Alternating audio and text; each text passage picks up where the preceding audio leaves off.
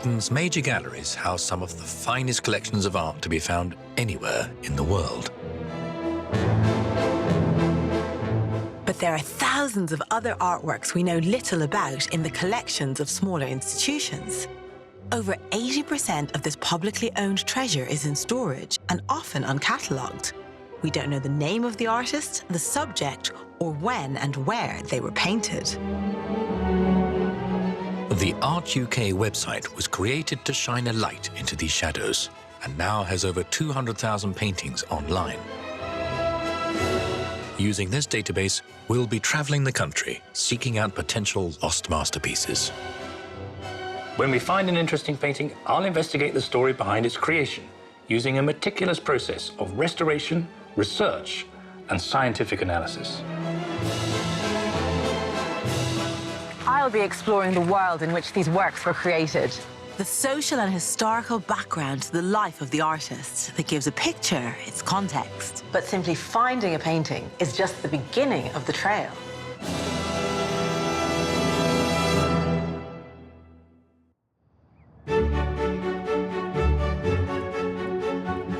Glasgow Museum's Resource Centre is a treasure chest of the city's history and includes an outstanding art collection.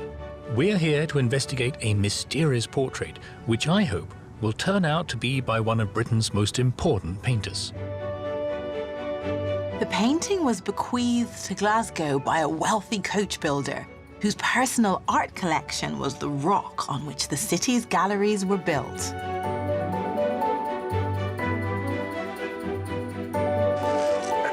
Isn't she wonderful? The picture will present unique challenges, and the science is going to be absolutely key to our attempt to work out who painted it. The portrait is thought to show one of the most famous women of her age.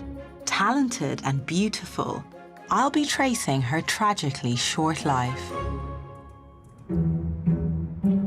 The Resource Centre Painting Store is just the sort of place to uncover a lost masterpiece. Guiding me through this labyrinth is curator Joanna Meacock. 3,000 pictures in here. I've been browsing the collection on the Art UK website, and there's a portrait that I hope will provide us with a rich story to unpack. It's just on this rack here. The painting has my favourite attribution, artist unknown, but it has all the hallmarks of the work of our first truly great British painter, Sir Joshua Reynolds. Well, what a tantalising painting. It's described as a portrait of Elizabeth Linley, and I don't know a great deal about her, but she was clearly a woman of some status. It's actually an unfinished picture. It's a study, and I'm always a sucker for an unfinished painting, because I think you get a much purer distillation of artistic skill, especially in a portrait. It's what the artist wants you to see rather than what the sitter wants you to see, so you don't get bogged down in things like jewellery or the details of someone's latest fashion.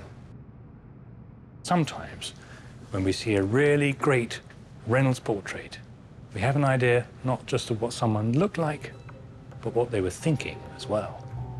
The question is, have we got that here? It's too early to tell at this stage. I'm quite optimistic and rather excited.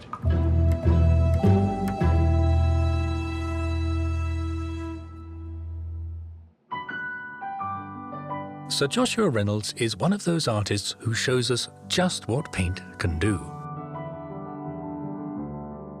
A simple dab of colour, a quick flick of his brush, and a convincing detail brings the sitter to life. He had an ability to capture the essence of his subject. He painted characters rather than caricatures.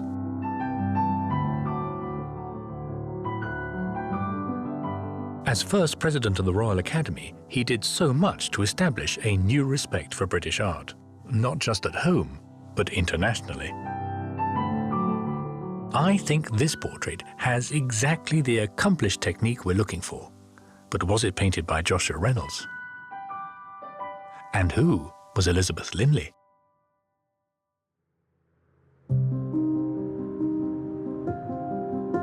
From the 1850s onwards, the good folk of Glasgow were fortunate to be able to see some very impressive works of art owned by the city council. And I was curious to know how Glasgow got a head start in the era of municipal art galleries. Strangely, the origins lie in the city's investment in its roads, as their benefactor was a coach and carriage builder. The painting that Bendor has chosen is one of many donated in the 19th century by an upstanding Glasgow citizen named Archibald MacLellan. MacLellan was building coaches at a time when Glasgow's roads improved dramatically, and he became a very wealthy man. When he died, he left over 400 paintings to the city, including the portrait of Elizabeth Linley. In an instant, the people of Glasgow found themselves with one of the greatest art collections in the British Isles. Archibald was born in 1797 at a time when the port of Glasgow was expanding rapidly, driven by a new mercantile class. The wealth these merchants generated resulted in a building boom for the city. And this in turn brought investment in new industries and, crucially for Archibald MacLellan, in new infrastructure. Improvements in the roads increased demand for the transport that used them, and the MacLellan coach building business thrived. The family could afford to pay for young Archibald to receive a liberal education at Glasgow University, and at some point he developed a serious passion for art.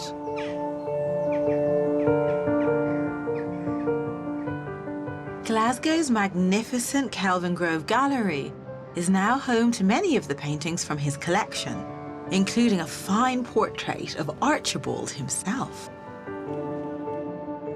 One of my favourite genres of British art is portraits of Victorian men looking pleased with themselves.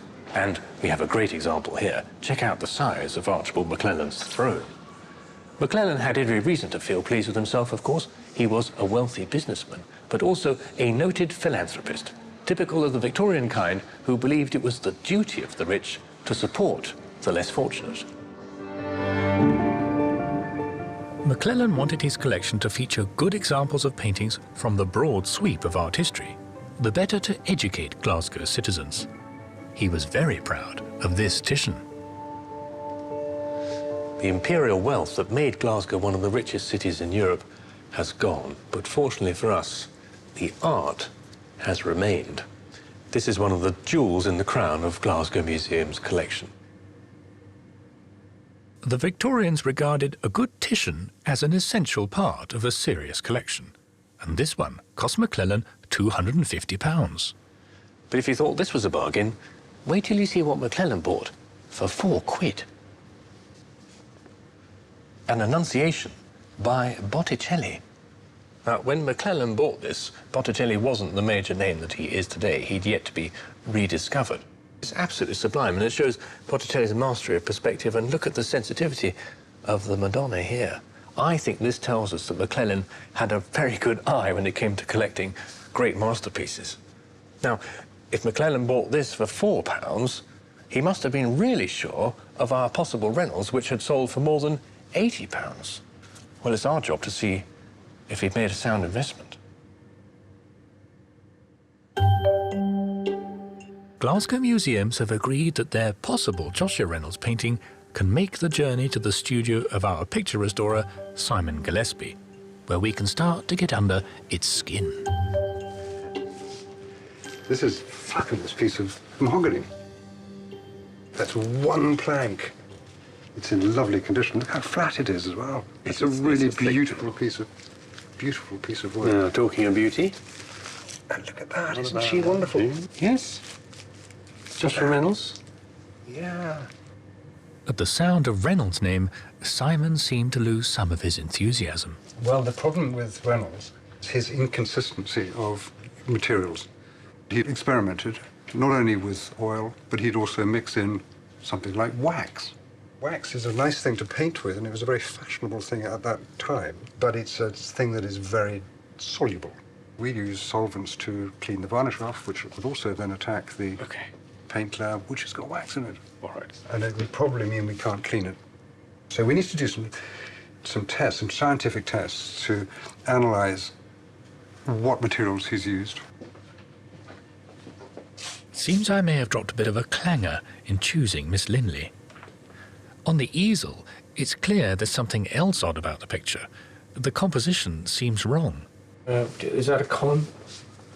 It's very curious. And then there's another sort of A ledge. edge at the bottom with no paint on at all. It doesn't make sense, does it? So what's going on, do you think? Do you think he was intending to reduce the size of the picture? Maybe, yes, because then she would be in the middle, wouldn't she? The head would then be in the middle of that area. Or is he, in fact, still designing the painting? Is this a sketch for a bigger painting? It's one of many questions to answer about this painting. We are in the hands of the scientists to tell us what we can do next. To kick off the scientific investigations, X-ray and infrared scans of the paintings are made. These will tell us if the artist made any significant changes to the painting during its creation. While we wait for the results, I'm going to see what I can find out about the subject of the portrait. Whoever painted our picture, there never seems to have been any doubt about who the sitter was. Elizabeth Linley.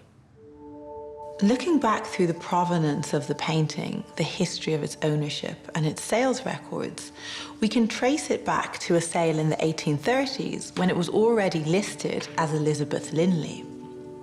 This would have only been 40 years after her death, so close enough to be within living memory. She was a celebrated beauty, and there are several other portraits of her to compare. Gainsborough painted her several times and gave her a wistful beauty.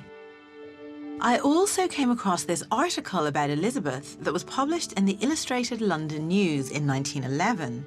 Glasgow's portrait is included as one of the many depictions of her.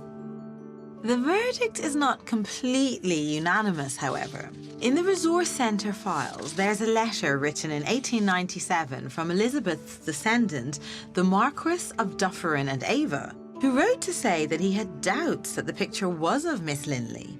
As in other portraits, her nose is perfectly straight, whereas in the Glasgow picture, it is decidedly retroussé, which is a French word meaning it turns up at the end. If we can clean the painting, it may reveal facial features that have become obscured by dirt and overpaint so that the comparison may become clearer. But it looks like there's enough evidence to support the idea that this is Elizabeth.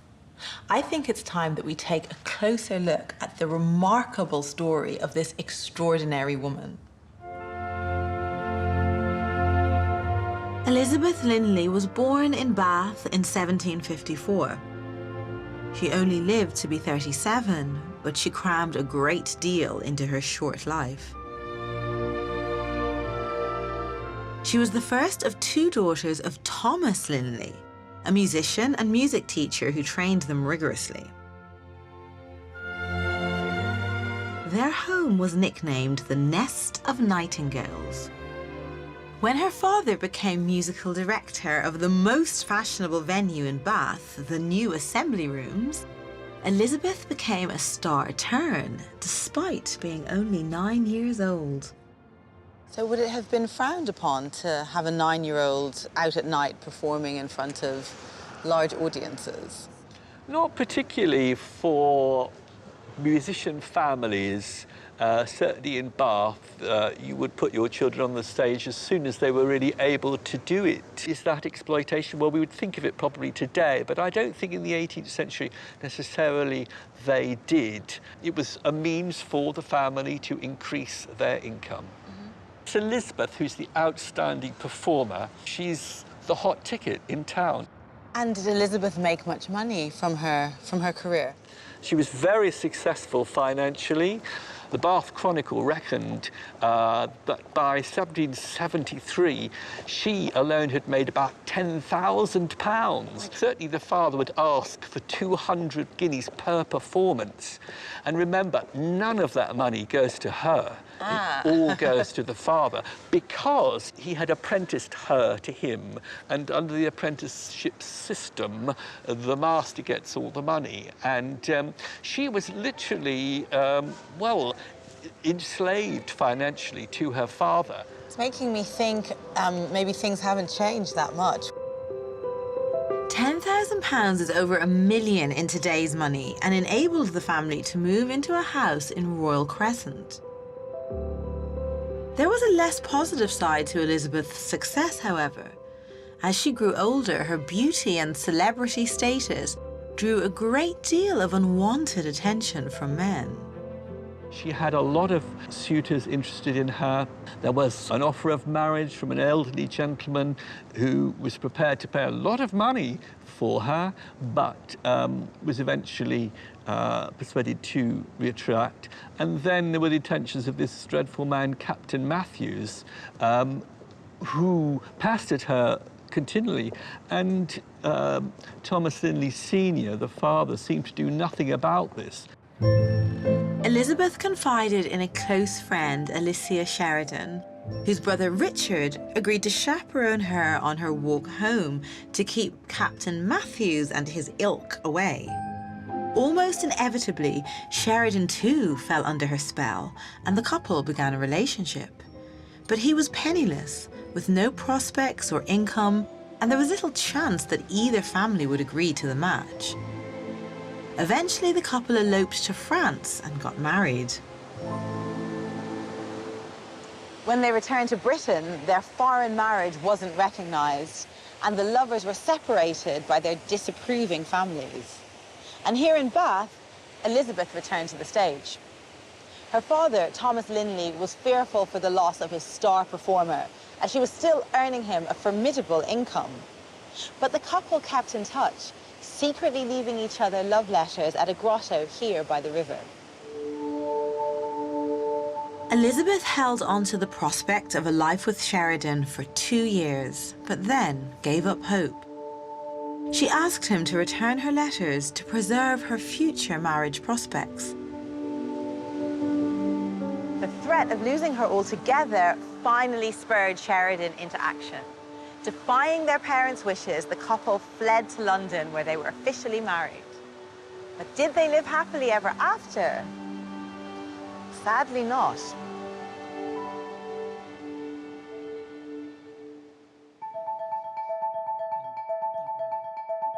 At Simon's studio, paint analyst Nick Eastor has come to take some samples from the portrait to see if wax might have been used in its creation. We're trying to work out what the original binding medium of the paint was. So we want a representative sample of the original material. Also, we don't want to take samples from areas where it's going to be very obvious. In this instance, what we've been able to find is a small damage on the face, so we're going to take advantage of that. The glassy surface of the portrait suggests it's in good condition, but the varnish has discoloured and darkened from age, and we need to remove it to stand any chance of a new attribution. But if wax is present, we risk damaging the original paint, as the solvents used to remove the varnish will also dissolve the wax. The varnish itself could be a problem for Simon, as finding a solvent strong enough to remove it might also risk damaging the original paint layer. It'll be a tense wait for the results.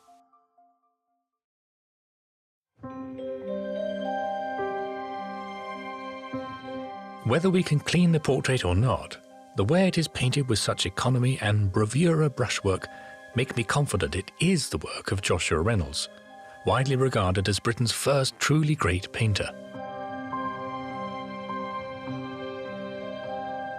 Reynolds was from the West Country. He was born in 1723 and began his career in the naval town of Plymouth Dock, now known as Devonport. He was no country bumpkin, though. The naval base was the powerhouse of Britain's military might, where news of great events often arrived before it reached the capital. Reynolds' early commissions were naval officers from the local landowning families, where he learnt country house manners. He was apprenticed to a London portrait painter, and in this early self-portrait, he's shading his eyes as if staring into the distance at his own future. His confidence is clear, but it was his connection to the Royal Navy that was to launch his career.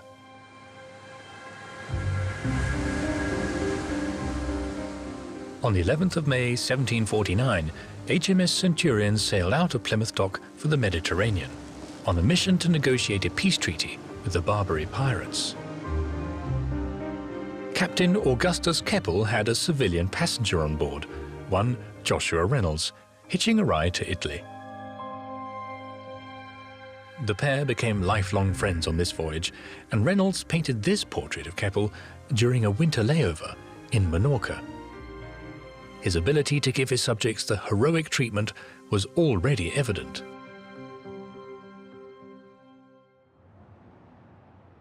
Keppel dropped Reynolds at Livorno in Italy. He arrived in Rome in the late spring of 1750. He was keen that this journey should not be regarded as a traditional grand tour. He was no aristocratic playboy come to gaze in awe, but a craftsman on a mission to investigate and observe, to make his own mind up about what Italy had to teach him. Unusually for a British painter visiting Rome, he didn't seek tuition in the studio of an Italian master. He wrote in his journal that they were mostly commonplace. Most artists wanting to learn from past masters would studiously copy their works in oil, observing everything from the way they mixed their colours to the texture of their paint. But not Reynolds. Such copying was, he wrote, merely so much time lost. And after all, the mere technique of painting came as second nature to him. No, Reynolds was after something else. Because he wanted to radically change the way British artists thought about painting, he'd come to Italy looking for ideas. Instead of copying the mere touches of the great masters, he said, copy only their conceptions and possess yourself with their spirit. Like all tourists, even grand ones, Reynolds was on the hunt for souvenirs. His sketchbooks give a fascinating glimpse into what he learnt in Italy and what impressed him. Bernini's Ecstasy of St. Teresa, sculptures in the Loggia dei Lanzi in Florence, the fountains and colonnades at St. Peter's. Here's the Moses Fountain. And here is Reynolds' sketch of it. You can tell he was a man in a hurry just looking for ideas, a few quick lines, and then he's off to the next attraction. In fact, Reynolds spent so long sketching in the streets of Rome that he caught a bad cold, which he blamed for affecting his hearing for the rest of his life. Occasionally, Reynolds would see something that struck him so powerfully, he determined to borrow it entirely for his own work. Not, as he said, to copy it, but to possess its spirit. The standard repertoire of Renaissance and classical sculptures was well established in Reynolds' day, and it hasn't really changed much since. There's Michelangelo's David and the Venus de Milo. But the one that British visitors most wanted to take home with them was the Apollo Belvedere. The Apollo Belvedere was a Roman statue discovered during the early years of the Renaissance. His bow has long since disappeared, but Apollo has just loosed an arrow, and the subtle yet flamboyant portrayal of movement was viewed as almost magical, bringing the marble to life. It captures the moment when his weight has just shifted from one foot to the other. The artistic term is contrapposto. Countless copies were made and sent back to Britain. The Apollo Belvedere epitomized everything that had drawn Reynolds to Italy.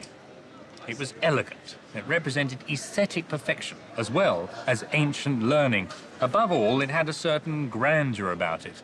And when Reynolds took this Italian spirit with him back to Britain, it became known as the Grand Manner.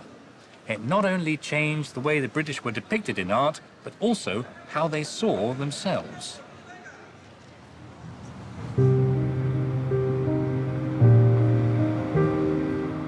When he got back to London, Reynolds painted a portrait that cunningly exploited Apollo mania and loudly announced the arrival of a new talent. Today, it's in the National Maritime Museum in Greenwich. It's another picture of his friend, Augustus Keppel, and Reynolds has painted him in a contrapposto pose, just like the Apollo Belvedere. Keppel shifts his weight effortlessly from one foot to the other. It allows him to stride through the picture plane elegantly, yet also commandingly. But more important, I think, was the visual reference to the Apollo Belvedere itself. In the 18th century, anybody looking at this picture would immediately have recognized the pose. And this was a time when the British aristocracy was obsessed with the Grand Tour and all things classical. They would often have themselves painted next to an object from the Grand Tour, like the Apollo Belvedere. But Joshua Reynolds could go one better and turn his sitters into those classical objects. The picture was wildly popular. In fact, this portrait was so important for Reynolds that he didn't give it to the sitter. He kept it in his studio for a few years as an advertisement for what he could do. This was a small step for a man, but a giant leap for painting. While the portrait of Augustus Keppel is all about movement, our painting is calm and tranquil by comparison. But Reynolds' ability to capture the mood of his subjects is just as acute. Elizabeth has a pensive, thoughtful look, as well she might. After an idyllic honeymoon in a secluded country cottage, Elizabeth and Richard returned to London. But their married life soon became challenging. The key to their turbulent relationship seems to revolve around the penniless Sheridan's insistence that he was a gentleman and as such should live and behave like one. This was a key social distinction in Georgian Britain. However, keeping up appearances could be expensive. Richard had ambitions. He took a house in Orchard Street, then, as now, a very exclusive part of town that was far beyond their means. He had married a beautiful, famous, and widely admired performer, whose every move was reported in the press, someone we would now call a celebrity. But Sheridan was soon heavily in debt, and Elizabeth must have wondered if it was all a terrible mistake. Like many women of her time, Eliza loved her husband, but she came to understand that she had left the absolute control of one man, her father, for that of another, her husband. What kind of man was Sheridan? He's a jerk, I think. That's what I was getting at. I think that's probably true. I think he's charming. He's intelligent. He's witty, ambitious. Could they be seen as, you know, kind of a 18th century it couple? Yeah, they're quite trendy, but they're also on the edge. They're on the margin. They don't actually have the money and the status. What's interesting about that period is that we've got a really active press, and that's both positive and negative, but it means that images like the engravings and prints of her picture would have been sold in print shops around the country. Ooh, so kind of like the gossip magazines of the time. Oh, yes. We've got things like the Town and Country magazine, which prints all kinds of scandal, usually with the names of the individuals conveniently given with a capital letter and then a blank line, but everybody knew who it was. So, yeah, there's definitely that. What is her marriage to Sheridan like? Her marriage to Sheridan starts out really good, and the comments are that they seem to be madly in love with each other. But by 1775, already Sheridan's having his first affair. And how are they earning their income? What's Eliza doing? He's really adamant that although she's famous as a singer, everybody knows her as a singer, that she isn't going to perform for money on the stage as his wife. So consequently, she performs in what we would call private society, but it isn't really very private because it's the elite society of the day, the kind of society that had concerts at homes. And so it's everybody who is anybody. This is the it world. Salvation for the couple came with a complete change of direction. With probably considerable but uncredited help from Eliza, Sheridan wrote a play, The Rivals, a witty comedy of manners set in Bath. The play opened at the Covent Garden Theatre, now the Royal Opera House. Unfortunately, the audience hated it and loudly protested. It seemed like its first performance would be its last. Amazingly, Sheridan rewrote the play in a few days, and it opened here later that month. The revised version was a runaway success and went on to become a firm favourite of the King, George III, and, across the Atlantic, of George Washington. The couple spent the summer together writing a follow-up, The Duenna, a comic opera with music by Elizabeth's brother Tom. This was also a huge box office hit, and the Sheridans yet again became the talk of the town. This dramatic success rather went to Richard's head. He bought a share of the Drury Lane Theatre and became the manager. However, despite the best efforts of Eliza to support the venture, it was a disaster. The theatre burnt down at one point, and Sheridan was seen in the street drinking while watching the conflagration. A man may surely take a glass of wine by his own fireside, he remarked. His goal had always been a political career, and his wit stood him in good stead when in 1780 he was elected to Parliament.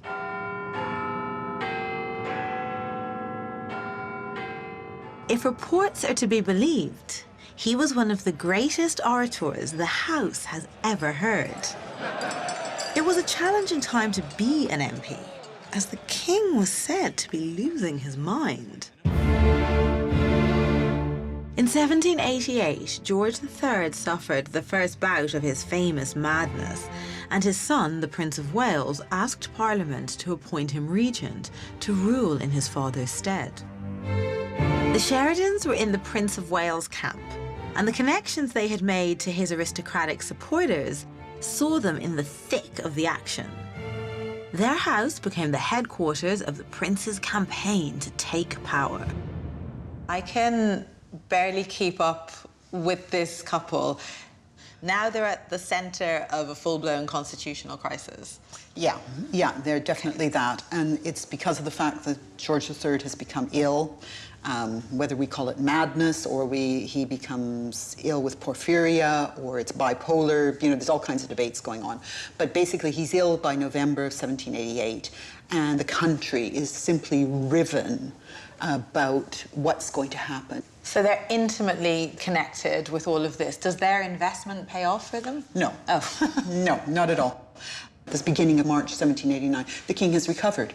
And so nothing of what they've been playing their game for, trying to secure patronage. We'll promise friends this and promise friends that because our people are the Whigs and they're going to be in power. Well, they aren't.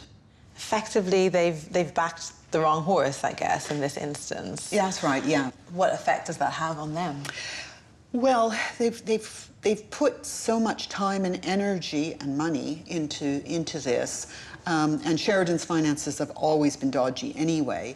They end up with their house being repossessed, but in the slightly longer term, the impact of the cumulative affairs that Sheridan's been having effectively split the couple up. And Elizabeth goes on to have an affair with Lord Edward Fitzgerald and bear his baby. But she's ill, she has consumption, tuberculosis as we would think of it today. By the time that she has the baby, she's very weak, and she only lives a few months afterwards. Elizabeth was only 37 when she died. It's such a tragic story and such a sad ending for Elizabeth. Having this backstory really makes me look at the painting in a different way.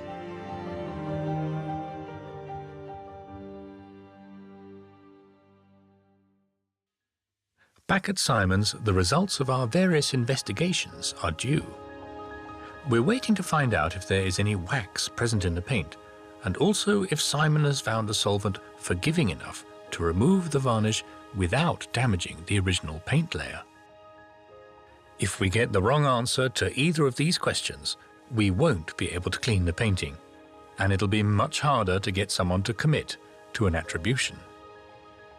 With a good deal of trepidation, I arranged to check in remotely to hear the verdict. Hello, hello. Wow, how nice to see you again. Well, let's look at modern technology. How are you? Very well, yeah. Have you got any news on our painting? How are all the tests and the analysis? First of all, the X-ray that came back is absolutely amazing. The X-ray reveals that the artist had a complete rethink in the process of making the picture.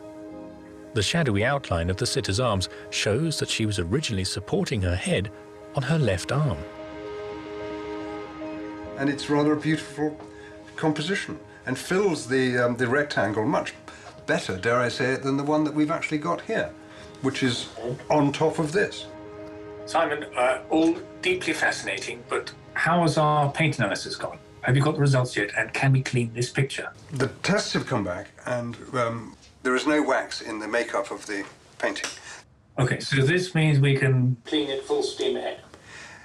Unfortunately not. Bendel, last time we spoke about there being a very hard varnish, which I equated to being like a boat varnish. In order to get that strong boat varnish off, we need something really quite strong solvent, to take it off. When I chose the painting, I thought, obviously it had some superficial issues. It looked like it had been painted with yacht varnish, but I thought that would be quite straightforward to remove. By using that strong solvent, there is a great danger that it's going to continue through some of the small cracks there and eat away at the original paint surface. So, in short, we cannot do it safely. If you start taking the varnish off, you're going to start taking the paint off as well. Oh, this is like a hammer blow, a dagger blow to my heart, Simon. I can't disguise the fact that I'm bitterly disappointed by Simon's news. If we can't clean the painting, the grubby varnish might obscure the details that I hope would confirm it as a Reynolds. After several days scratching my head and scouring the internet, I came across a pioneering outfit based in Madrid who use ultra-high-definition photography and 3D printing to create reproduction artworks. I sent them a photograph of our portrait. A few days later, I had a video call with digital wizard Adam Lowe. Adam, thank you very much for doing this. It's a great pleasure. I've really made a bit of a mess up with choosing a painting that we can't actually restore, so I'm hoping by some digital magic, you're going to be able to help us out here. Is there anything you can do? As you say, the colour is really quite yellow. I mean, so the varnish has significantly discoloured. We are able to get rid of a lot of the yellow.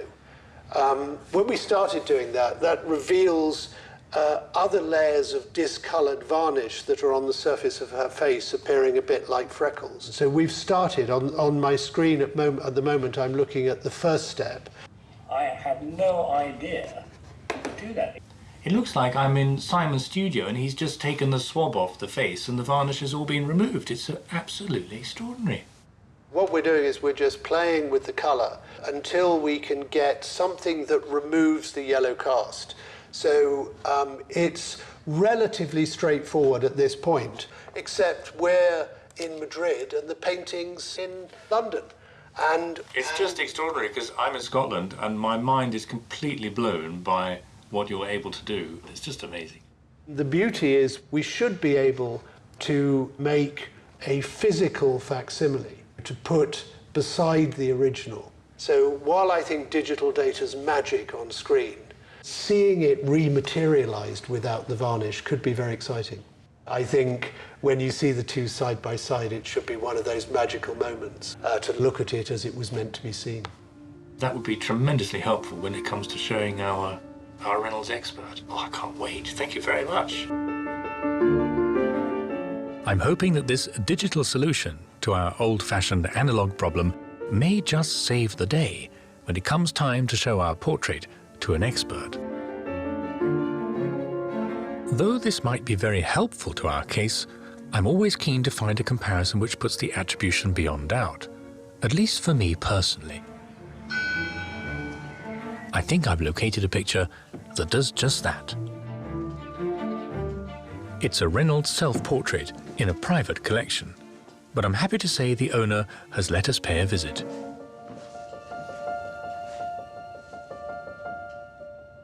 It's lovely to see this. First of all, because I think it's got great similarities to our picture, not least in the way it's unfinished, and these very broad, sketchy strokes here, allowing the ground layers to come through, yet at the same time giving a hint of the body and the drapery. That's just what we see in our painting. But I'm excited mainly because I think this is not only Reynolds' best self-portrait, but also one of the greatest self-portraits ever made by a British artist. And that's a very bold claim, but let me tell you why. Because it's unfinished, you can see actually in this area here, the paint is still dribbled down the canvas. It's just as Reynolds left it. We see here a pure distillation of what Reynolds can do with paint. This is not something painted for a demanding patron. It's of himself, for himself. It's very private. And that might explain why it's also so experimental. The colours here are just a sort of a really quite bizarre palette of purples and pinks and browns and greys. It could almost have been painted in the 20th century. And you can only get away with painting a portrait like that if you're supremely confident in handling oil paint, as Reynolds was. And because he's so good, just a little turn of the brush here and there can allow him to capture the most extraordinary characterization. It's very subjective, this, but it seems to me that Reynolds here is extremely likable. When this was painted in the mid-1760s, he was absolutely at the height of his powers. People were queuing up to be painted by him.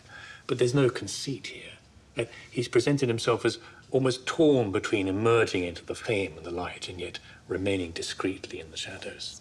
It's a portrait I could spend hours staring at. Having seen this, I'm more convinced than ever that Reynolds painted our picture too. It's just so good. And there are so few artists who can paint like this, who can convey the merest shape of drapery with only one or two brushstrokes, and Reynolds is amongst them. Reynolds would have been in his late 30s when he painted this picture. By this point in his career, he was firmly based in London with a full order book and a very healthy bank balance. On the 3rd of July 1760, he noted in his pocketbook, "House bought." The house in question was number 47 Leicester Square. It was then a very elegant and fashionable address. Difficult to imagine today. This is a really significant moment in the history of British art. It's in the 18th century that homegrown British artistic talent could win international respect for the first time. And Joshua Reynolds plays a central role in this seismic shift.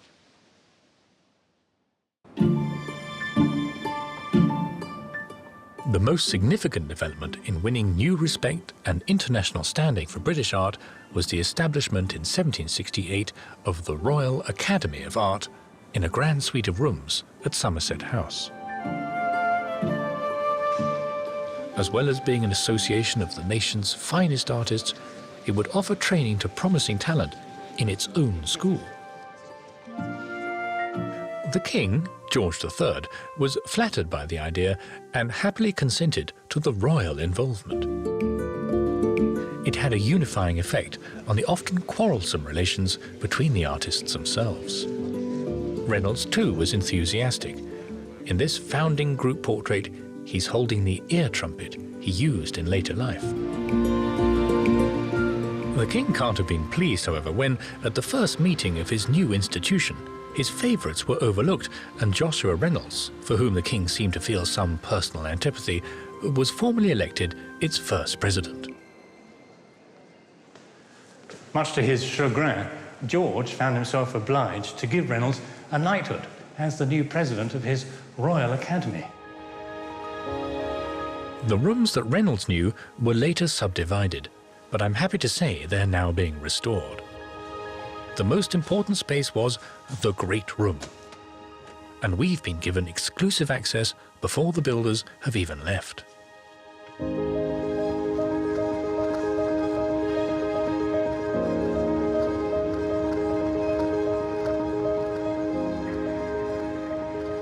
Oh, it's lovely. The impressive roof, letting in the daylight on all four sides, was purpose-built to show off the work of our native painters, who were now gaining international respect for the first time.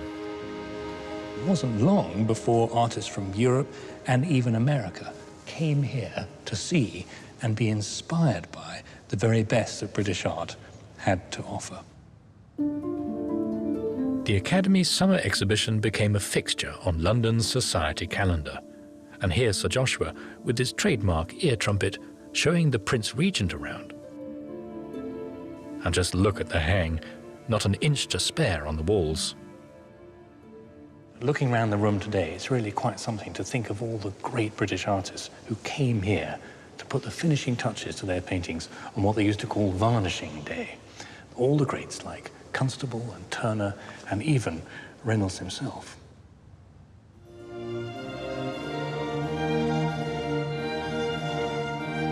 The Royal Academy was a huge success, in large part thanks to its first president, and Reynolds used his prestigious new position to promote his own style, the grand manner. But by focusing on his swagger portraits, it's easy to overlook that some of his greatest pictures were of women.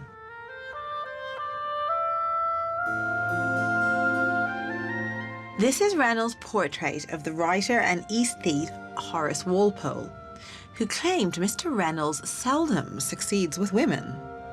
I can't agree. In Georgian Britain, women were considered the property of the men in their lives, and to have any sort of identity outside of the control of their families was seen as scandalous, something that is so well illustrated by Elizabeth's extraordinary story. Fortunately, however, there were plenty of women who were willing to endure the disapproval of society. And one of the things I like so much about Reynolds' work is that he seems to be drawn to precisely these type of women. This is the actress Kitty Fisher in the guise of Cleopatra, showing her about to dissolve a pearl in her wine. The circle made by her fingers holding the pearl was intended to suggest the power of her sexuality.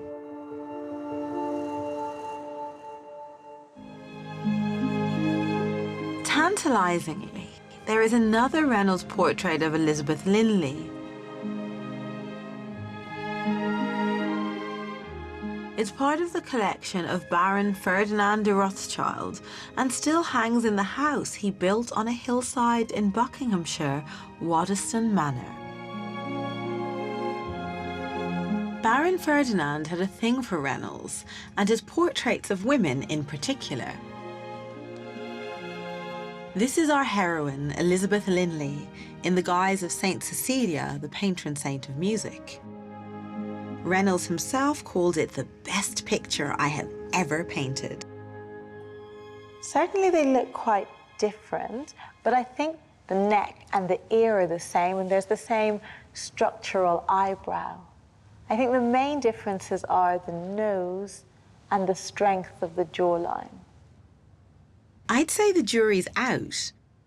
Interestingly, we know Reynolds did use wax to paint this picture, and we can see the damage this caused, with areas of cracking, leaving a kind of alligator skin surface. There's another portrait I wanted to have a look at in the Baron's collection, showing Reynolds pulling out all of the stops to demonstrate what he was capable of. This is Anne, Duchess of Cumberland, who married George III's younger brother. The king did not approve. She had been born a commoner, was a divorcee, and had a risque reputation. He passed a law requiring members of the royal family to get his permission to wed in future. I think this picture proves that Horace Walpole was wrong. Reynolds could succeed with women. And Walpole basically admits his mistake, saying of this portrait that the Duchess has the most amorous eyes, with eyelashes a yard long. He also said she was difficult to resist. Painting makes her seem so tall and regal, and that's accentuated by the column running behind her and the way her hair is piled onto her head. She's clearly looking down at us, but her pose stops the gaze from feeling haughty. I'm suddenly struck by something else about her pose. Now that we've seen the arms in the X-ray of the Glasgow portrait, there are strong similarities to this painting. If you were to switch the column to her left side and view the Duchess in profile, you'd have a pretty close match. And my goodness, is that a retroussé nose? I'm thinking back to the letter from the Marquis of Dufferin and Ava in the Glasgow Museum files. Could he have been right all these years? At Simon's studio, the portrait is scanned to record the surface of the picture in minute detail. Back in Madrid, the data is used to make a three-dimensional base, which replicates every contour of the original. The digitally cleaned image of the painting is then printed onto the ground layer to produce an exact 3D version of the original portrait. The finishing touch is a coat of old-fashioned varnish. A few weeks later, the facsimile arrives in London, where Simon and I unwrap it in excited anticipation. Look at that. What wizardry is this? Look at the surface of it. It's absolutely, look at the texture. It really looks like a panel. You've got all the grain of the wood coming through, haven't you? I have to say, I am super impressed. Look at the colours. Should we stick it next to the real thing? Yeah. Amazing to have them side by side. I hate to say this, Simon, you might be out of a job here. I think I'm going to be out of a job. I mean, it's remarkable, isn't it? And we don't need to worry about any of your swabs and varnishes and waxy layers anymore. It's just touch of a button. It's there for life, isn't it?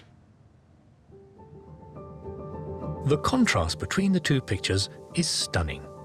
The freshness of the digitally cleaned facsimile has given the picture a new brilliance. It's time to get the verdict on who painted this portrait. And we've invited 18th century painting expert and Reynolds biographer Martin Postle to give us his opinion. We've decided to start by showing him the original painting on its own. Interesting. Profile's unusual. Not many profiles by Reynolds. One single piece of mahogany. Mahogany, yeah. Indeed, very unusual for Reynolds. Oh dear, two problems straight away. I'd already briefed Martin on the picture's indestructible coat of yellow varnish, so I felt this was the moment to play our trump card. Martin, we've had a reproduction made which could give you a little bit of an idea as to what the original colours look like. Right. Goodness me. This is an artificial painting, isn't it? Completely artificial. This is not painted by a human being. I have to say, it looks pretty impressive. What do you think? I think you can say with some confidence that if Simon had been allowed to get his paws on it, it would look closer to that. Do you feel confident about giving us some form of attribution? Everything I would expect to find in a painting by Joshua Reynolds is here. I don't have any qualms about it. Handling, that very characteristic broad strokes, and the layers, the depth that Reynolds has in this portrait. There's all sorts of... Yeah, the thickness. Everything broadly handled here, just touched it in. Reynolds is very direct when he paints. He paints straight onto the surface, whether it's a canvas or a panel. There's not a lot of underpainting going on. He just goes for it. And this has that kind of excitement. She's not classically beautiful, but there is a kind of attractiveness, there's a warmth to it. It's a great relief to have the attribution so confidently confirmed. But I was interested to hear Martin's opinion on whether the portrait does show Elizabeth Linley.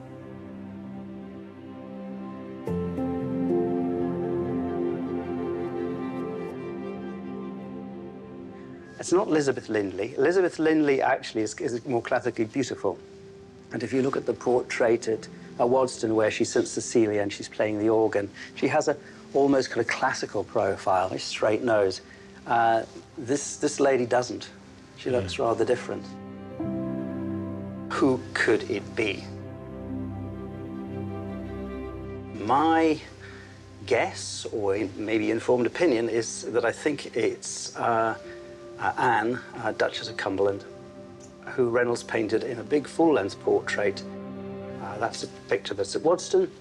I think this is the same sitter. Her physiognomy is similar, her coiffure is similar, and actually the dress is quite similar. And the eyelashes. We all know that she had very long eyelashes and she was quite cheeky and a little bit scandalous. And she's the sort of woman that Reynolds would have wanted to have painted. Right. And she was, even though she was a duchess, she was kind of in that league. Right. She was rather disreputable. So, Martin, on its return to Glasgow, what is going to be on the label? I think it should say Sir Joshua Reynolds. I wouldn't say attributed to Joshua Reynolds. I would say Joshua Reynolds. Lovely. Yeah. Lovely. Yeah. Well, that's marvellous, Martin. I can't thank you enough. Really great. Well, it's great. Yeah. I'm super pleased to have my hunch about the identity of our sitter supported by Martin. We now have a great story to report back to Glasgow museums. We set up at Kelvingrove Gallery, home to the portrait of Archibald MacLellan, the man who may have been misled when he bought a picture of Elizabeth Linley. The picture has been reunited with its fine original frame, which the Resource Centre conservators have restored beautifully. We've also brought along a little present in the form of the facsimile. A group of museum staff gathered to hear what we had discovered about their painting. Hello, thank you very much for coming, everybody. We started this programme about a year and a half ago. The dreaded COVID got in the way, but finally we have finished, and it's very nice to see you all here today. First, the good news. We assembled all our evidence and we summoned up the courage to show this to Martin Postle. And I'm very pleased to be able to tell you that he is absolutely certain this is, in fact, by Sir Joshua Reynolds. The news on the sitter is Martin is absolutely convinced it is not Elizabeth Linley. So that's that attractive story in the dustbin, unfortunately. Martin instead is fairly sure that the sitter is Anne, Duchess of Cumberland. And ladies and gentlemen, the story does not end there, because we were so frustrated at not being able to reveal what this picture looked like originally underneath, that we'd done something we've never done before, and we had a facsimile made. So I hope you like it. Are you ready? Please come and look a little bit closer, see if you can tell the difference. We're delighted that the painting has been shown to be by Sir Joshua Reynolds. We've learnt so much about Reynolds' artistic practice along the way. It's brilliant to have the facsimile too, so we can see what the painting might have looked like if we'd been able to clean it.